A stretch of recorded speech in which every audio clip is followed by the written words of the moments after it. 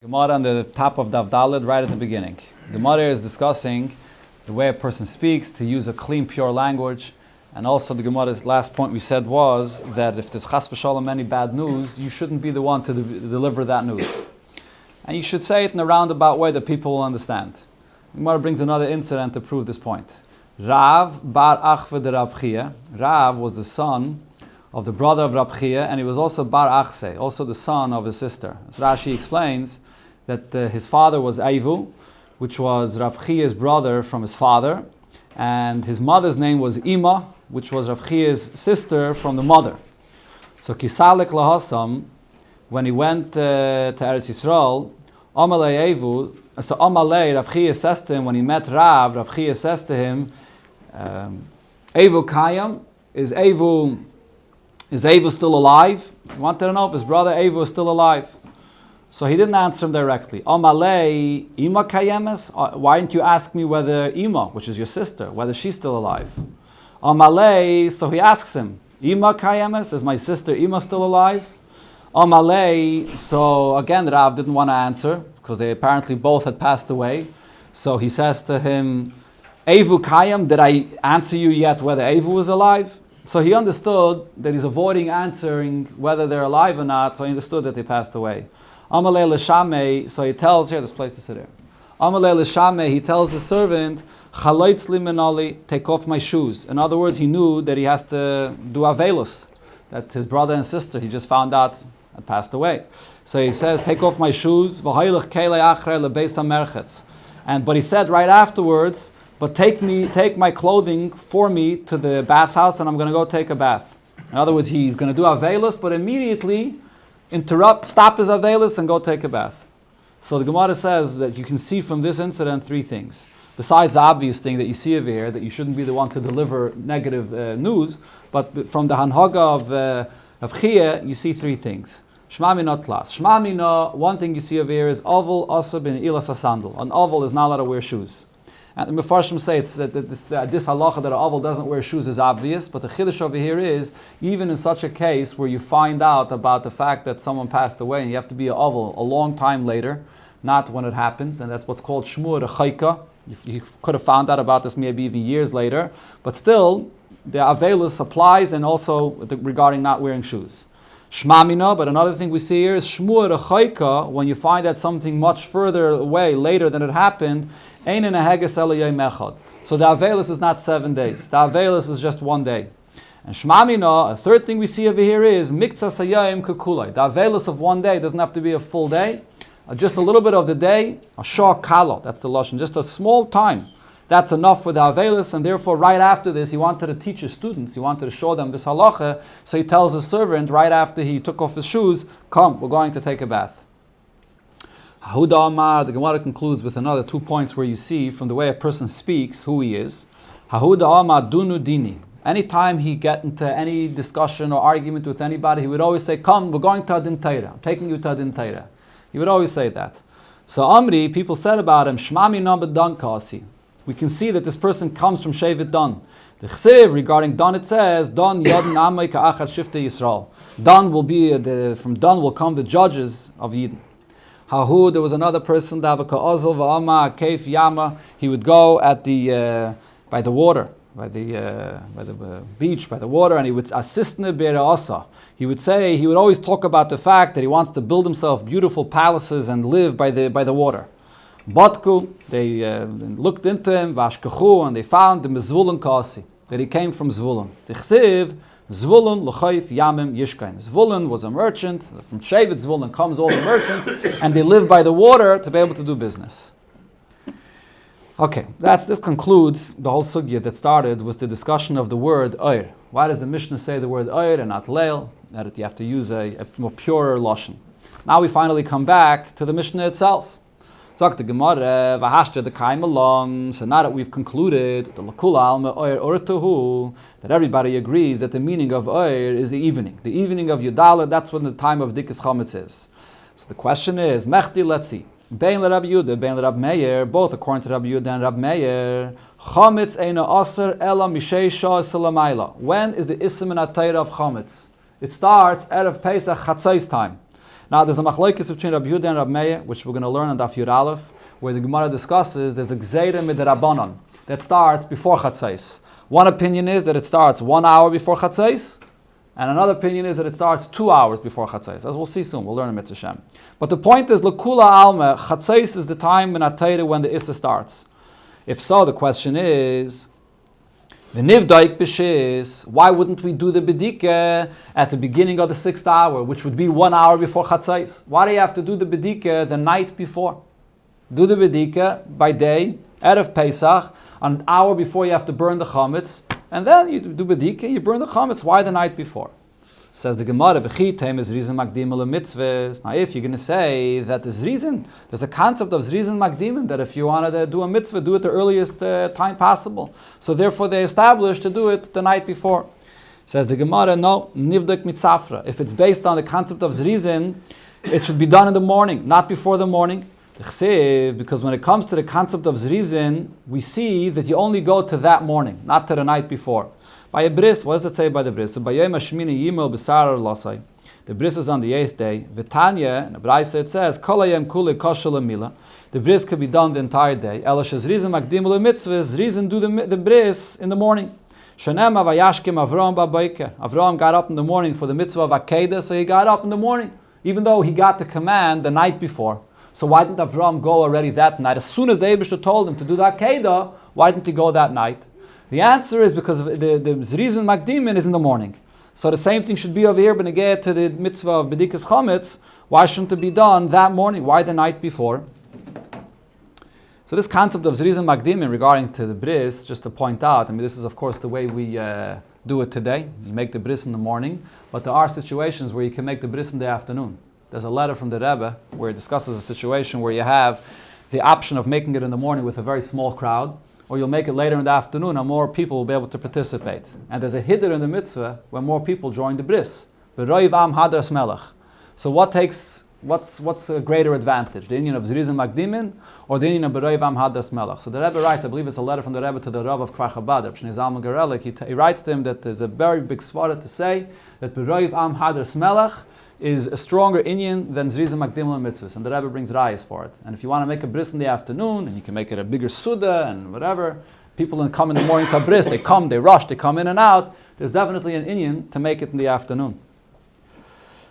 Okay, another thing to point out over here regarding what the Gemara is saying. The Gemara is bringing up Zrizin Makdimin. Now, is Zrizin Makdimin an obligation? Zrizin Makdimin is, if you want to be a Zoris, it's not an obligation.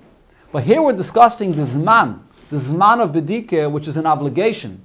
And actually, we'll see soon that it's a very serious obligation. The Zman of Bedike, the Alter Rebbe actually in Shulchan Aruch says that if a person misses the Zman of the Bedike, he's called an Avarian. He was over on the Takanas of Chazal.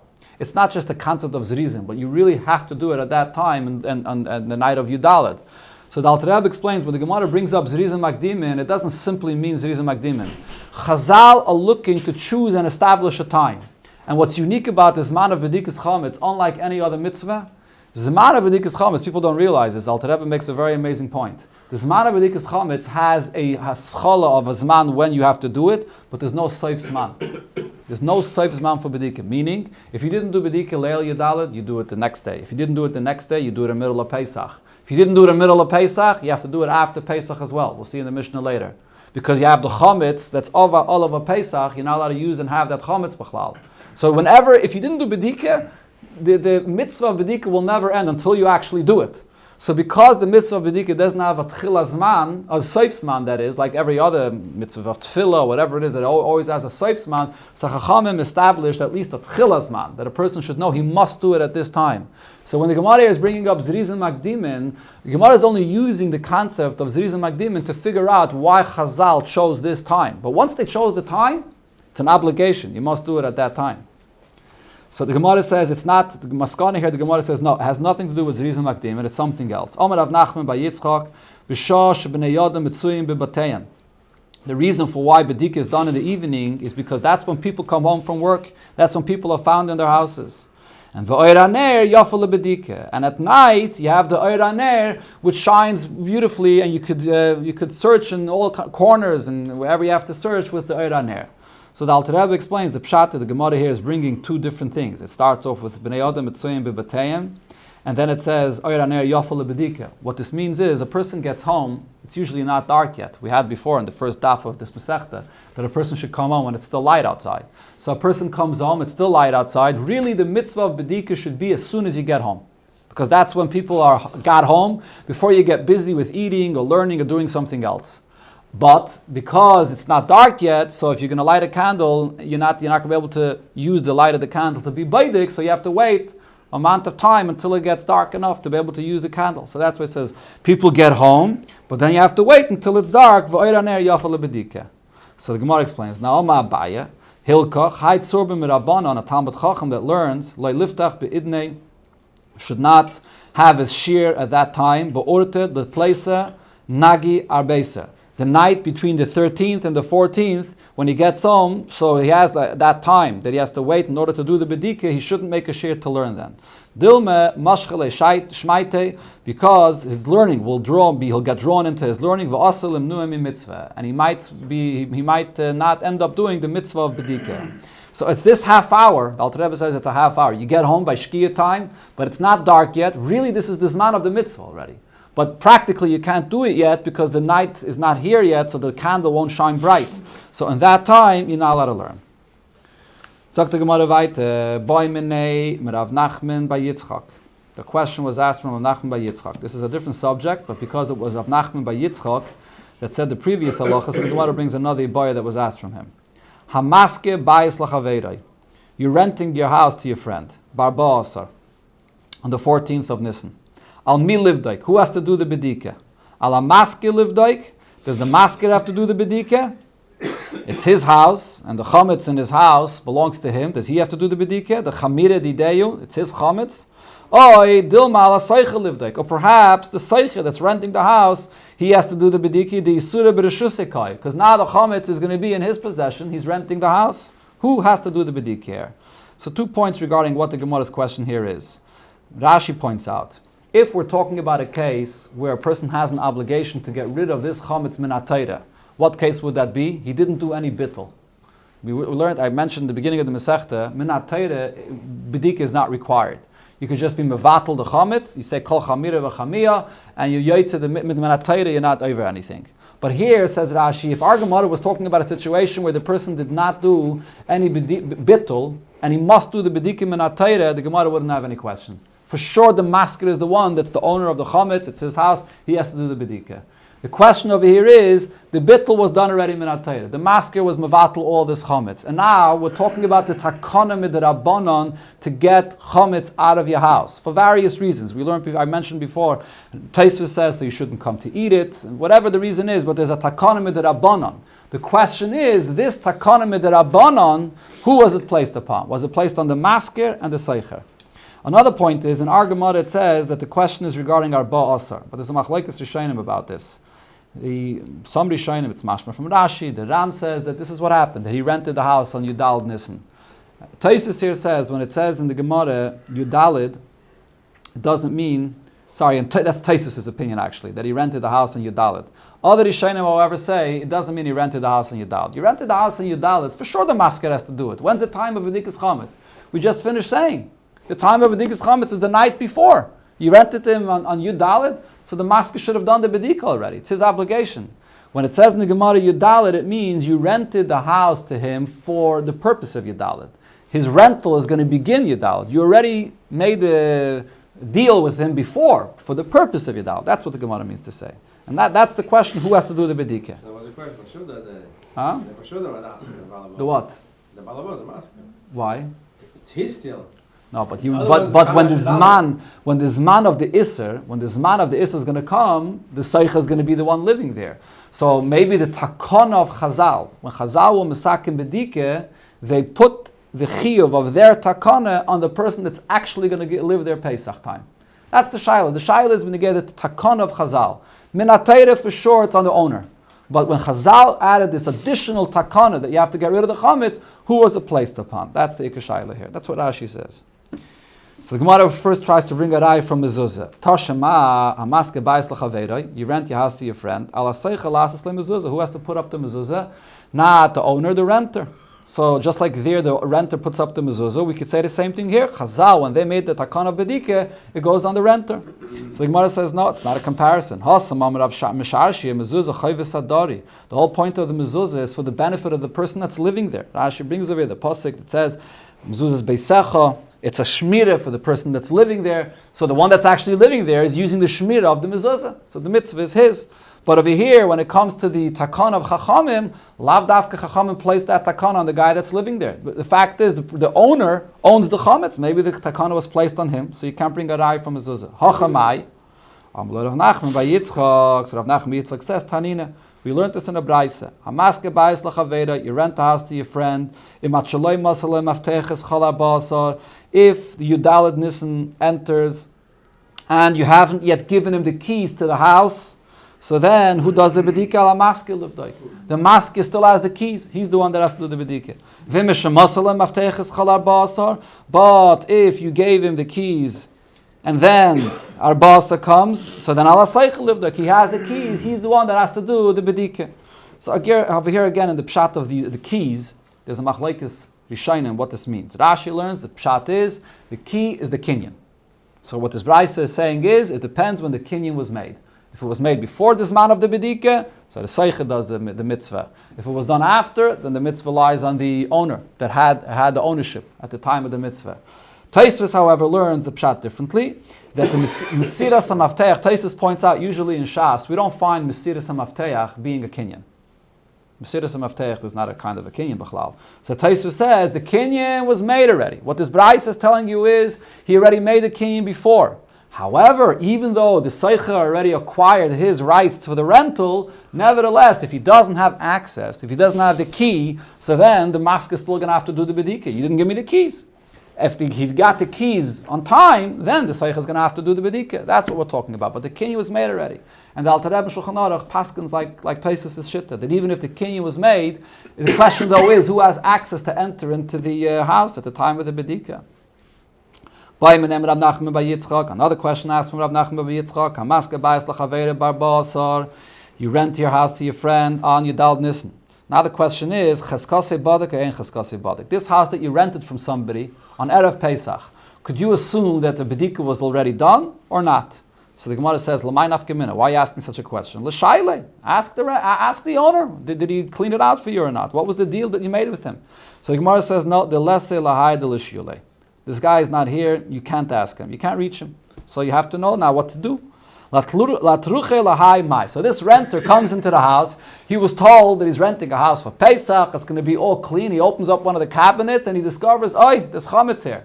And he's not sure what happened. Is this just an oversight? And that's the chametz that he found? Or maybe the whole house wasn't clean b'chlal. Is he going to have to go and do bedike? We will learn this in a brayse. Hakol namanin al bir chametz. We can trust anybody when it comes to the bedika and bir chametz. If you have a question regarding a location, whether the bedika was done, you can trust anybody for this. Afil nashim, afil avodim, afil ktanim. Usually these are people that are pasal eidus.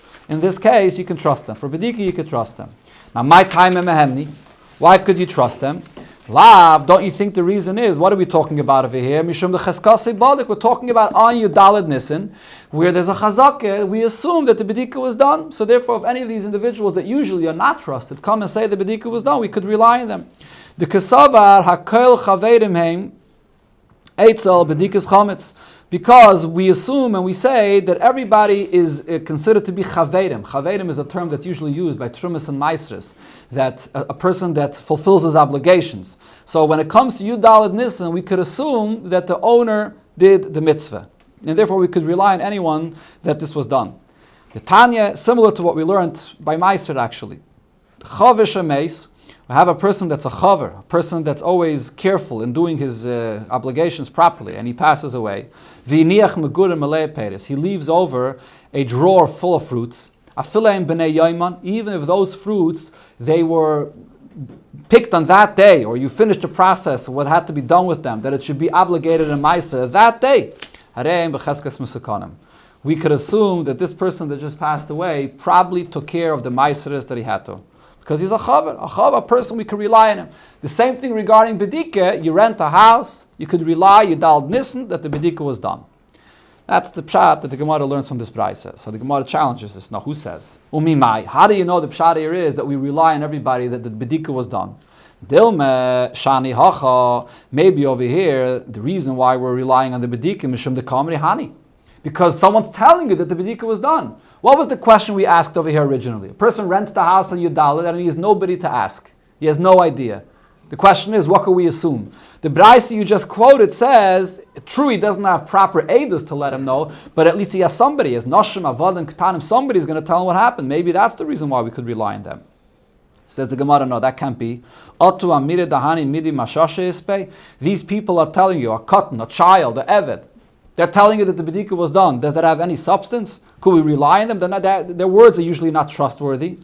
So the Gemara says back, Elamai, so what are you going to say? The cheskasei boduk, that any time you rent a house on Yud Dalet, we assume that the bedika was done. So if so, the brayse that we quoted doesn't say it right. Haya koil nemonim. Why does the brayse say that anybody is believed to tell you that the bedika was done? Kol habatim becheskas bedukim ba'arba asam ibayale. Why doesn't the brayse say very clearly? Once it comes Yudalid, you rent the house and you enter on Yudalid, you could assume that the bedika is done. Why are we talking about that children or somebody is letting you know about this?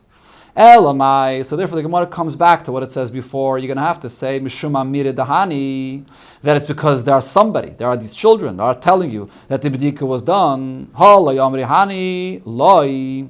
But if they wouldn't tell you, then the bedika, I could not rely on the fact that the house is baduk. So then if so, now the Gemara says the exact opposite.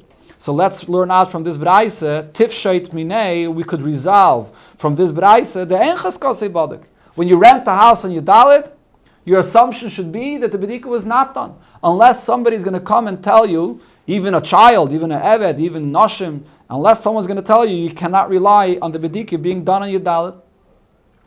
Okay, so the Gemara says, Loi, no, this brayse is not a raya. This brayse is talking about a different case. Loi lamei malach, really I'll tell you, cheskasei boduk.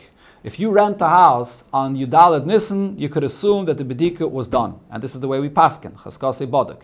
But for hacha b'maya skinon, in this brayse, the case over here was the muchziklan deloi boduk. It was a case that you knew that the bedika was not done before. The deal that you made with the owner that you rented the house from, you didn't make up with him that the bedika is going to be done. So the chazaka was that the bedika is not going to be done. The ka'amri hani, now these people, a cotton, even a child that comes along and tells you that the house is baduk, what's happening here? They are coming and telling you, but kine, we did the bedika, we checked the house for you.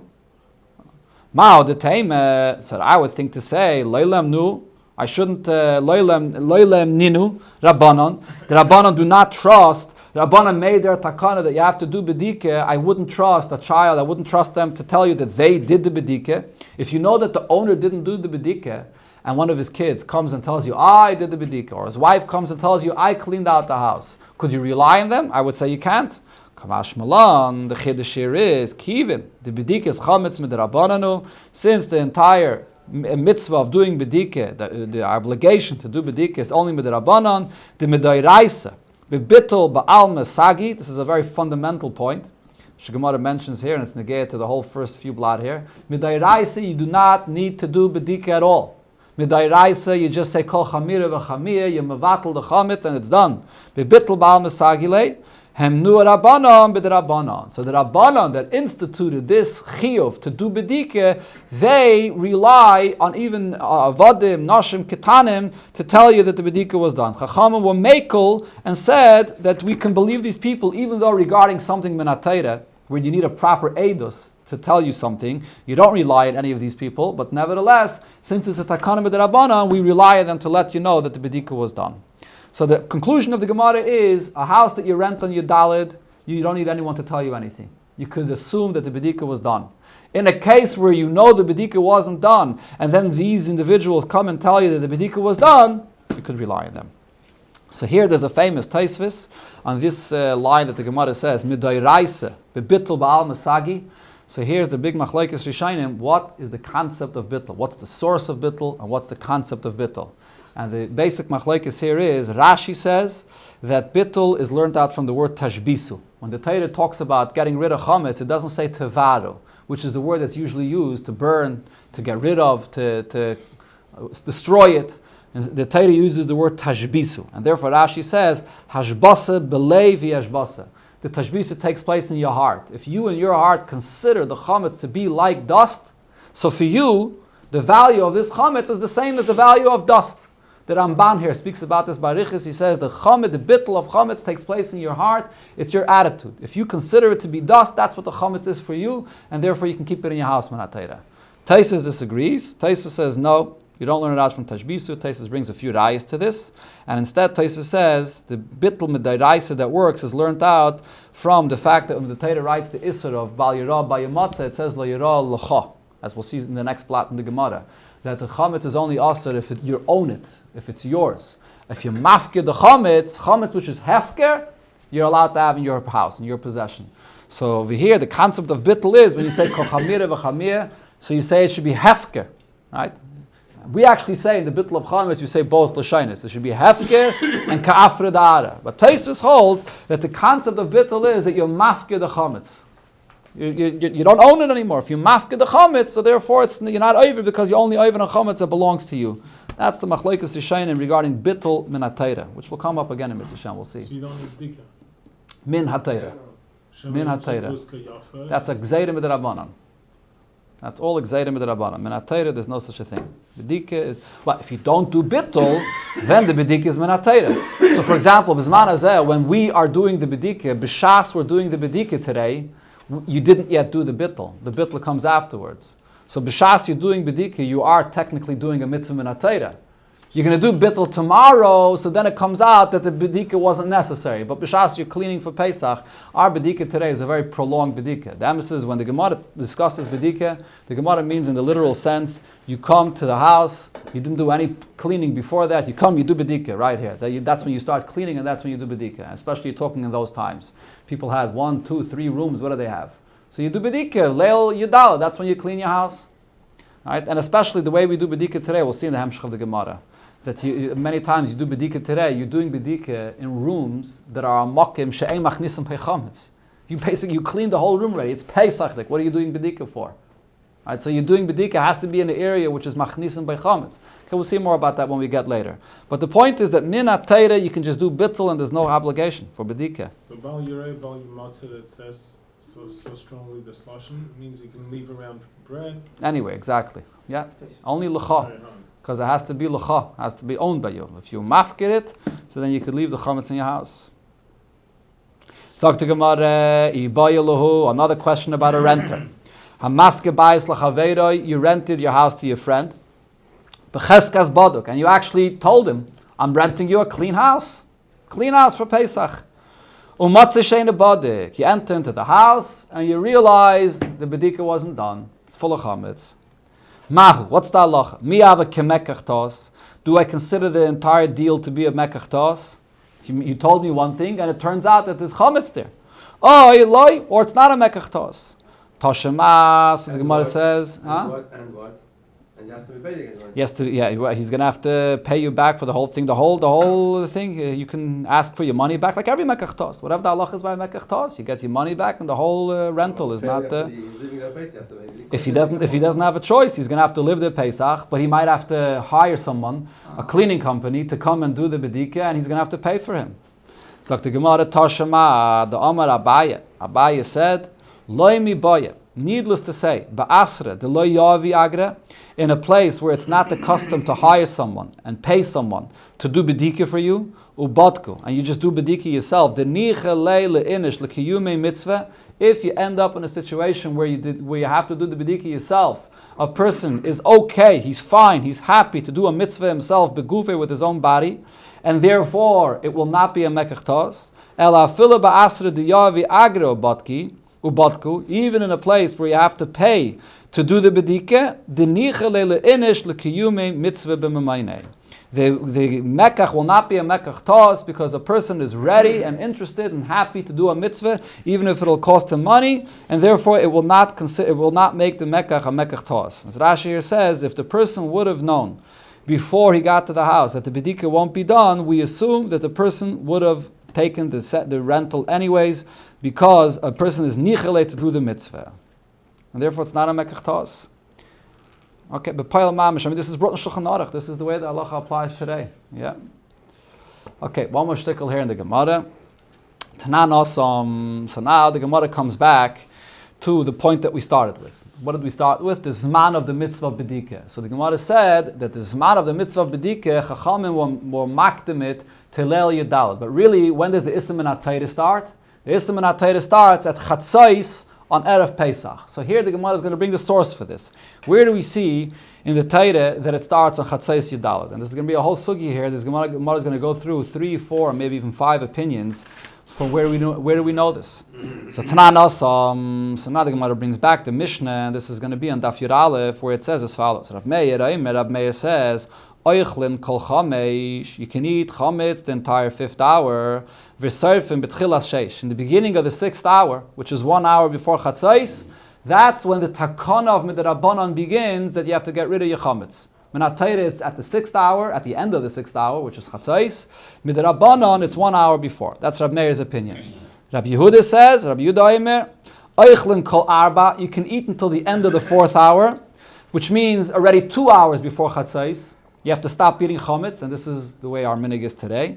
We pass like Rabbi Yehuda. V'tailin kol chamish, and in the 5th hour, until the end of the 5th hour, which is 1 hour before chatzais, you're not allowed to eat chametz, but you still don't have to burn your chametz. You can still have anah from your chametz. You can burn your chametz until 1 hour before chatzais. V'serfim b'tchilas sheish.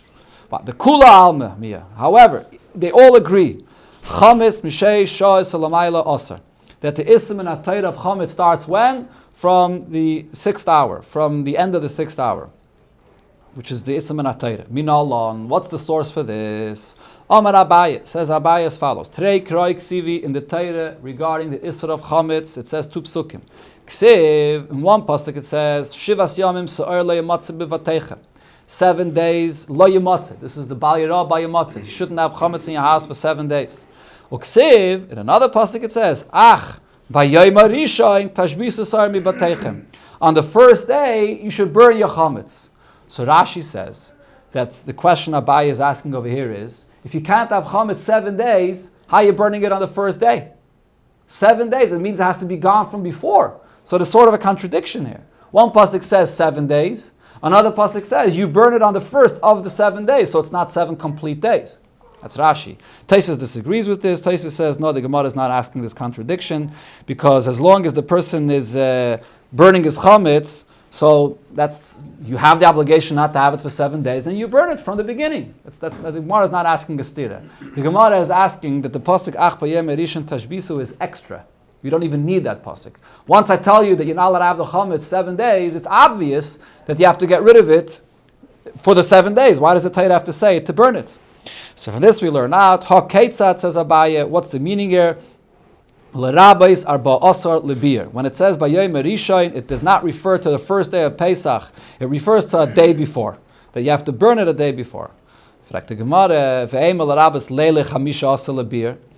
the chiddush here is that you don't burn the chametz in the morning of Pesach, the first day of Pesach, but you have to burn it at the night before. Maybe that's the chiddush.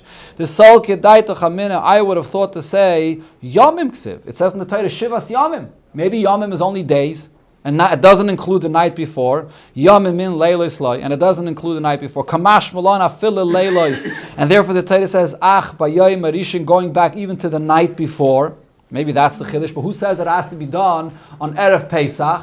Says the Gemara, no. Ahula yitzrich. For that we don't need a pasuk. Let's just conclude this inyan over here. Abaye's pshat. For that we don't need a pasuk.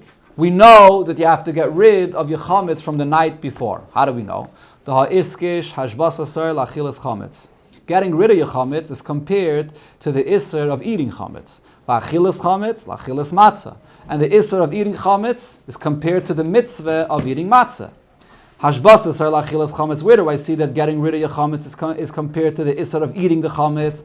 The chsev shivas yamim se'ar lo yematzeh b'vateichem, and right afterwards it says kichal oichel machmetzas v'nichresa. So not having chametz and not eating chametz go hand in hand at the same time. Va'achilas chametz va'achilas matzah. Where do I see that the isser of eating chametz is compared to the mitzvah of eating matzah, that it's the same time? And then it says, so it puts it together. Matzah. When's the mitzvah of eating matzah? The mitzvah of eating matzah, of course, is the first night of Pesach. So therefore, I know that the mitzvah of eating matzah is the first night of Pesach.